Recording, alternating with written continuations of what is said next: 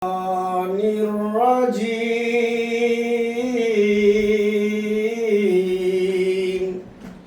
بسم الله الرحمن الرحيم أرأيت الذي يكذب بالدين فذلك الذي يدعو اليتيم ولا يحض على طعام المسكين فويل للمصلين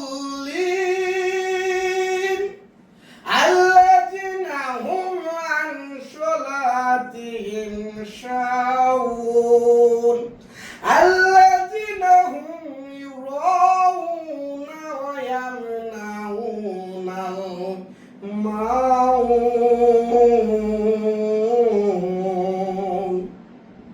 ভাইজান, একজন লোক প্রশ্ন করে বসেছে যে হুজুর বালাগাতুলা ফি কামালি কাসাফাতু জাবি জামালি হাসনাত জামি ওয়া কাসালি সাল্লু আলাইহি ওয়া সাল্লিম।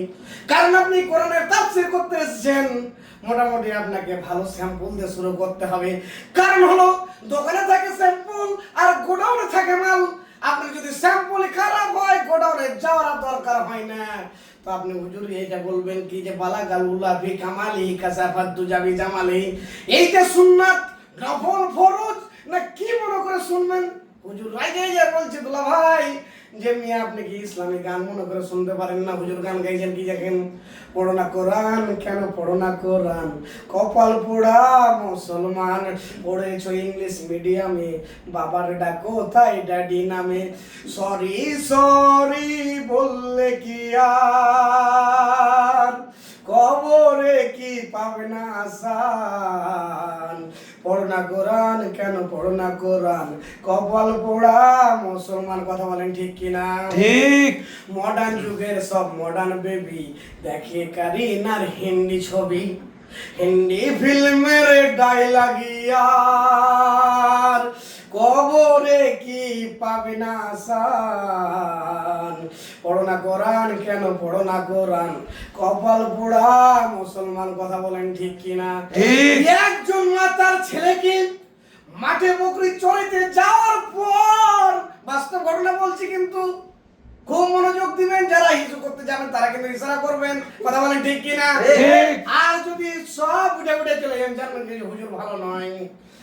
এই ছেলে বকরি চড়াইতে যাওয়ার পর, বাস্তব ঘটনা বলছি না, সরি এটা বলা ঠিক হলো না। তারপর 1 ঘন্টা না যেতে যেতে ওই যে ছেলেটি বকরি চড়াইতে পাঠাইছিল, মুরব্বীরা আপনারা কিন্তু সত্যি কথা বলছি, কিছুক্ষণ যাওয়ার পর 1 কেজি ওজনের সোনা ডিমা পেয়েছিল। সোনা ডিমাতে কিন্তু প্রচুর পরিমাণে কাদা লেগেছিল, আমার কাছে চাপাই না ওই ভাষায় যেটা বলে। এই সোনাতে যেমন কাদা লেগেছিল, রাখালের মন যে কার এটা সোনা না কি আমি ভালো করে একটু দেখি। ঝর্ণা ধারে ধুইতে গিয়ে পানিতে পড়ে গেছে সোনা। রাখাল তাৎক্ষণিক পাগলে বলছে আমার ধোয়ার কথা না ধোয়াই ভালো ছিল। কথা বলেন ঠিক কিনা? 2 ঘন্টা পর বকরি চড়ে আর রাখাল আসলো। রোগীর মা দেখি এত সুন্দর ছেলেরা ফরানকে বকরি চড়াতে পারে, পাগল হাসলো কেন? ডাক্তার ডাকলো, ডাক্তার 500 টাকা বিল করলো।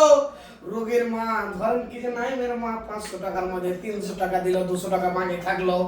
ডাক্তারকে বললো রোগী কিছুক্ষণ হলো এখন ভালো আছে, কালকে আবার দেখে শুনে ওষুধ দিয়ে এই 200 টাকা নিয়ে যাবেন। কিন্তু এটা মনোযোগ দিয়ে খেয়াল করবেন, আমি কিন্তু আজ আমি কোন দিকে যাচ্ছি অবশ্যই কথা আপনি খেয়াল করবেন।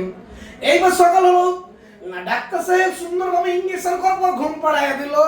তারপরের দিন সকালবেলা ছেলেকে বলছে বেটা তোকে এত সুন্দর ছেলে বকরি ছেড়তে পারে পাগলে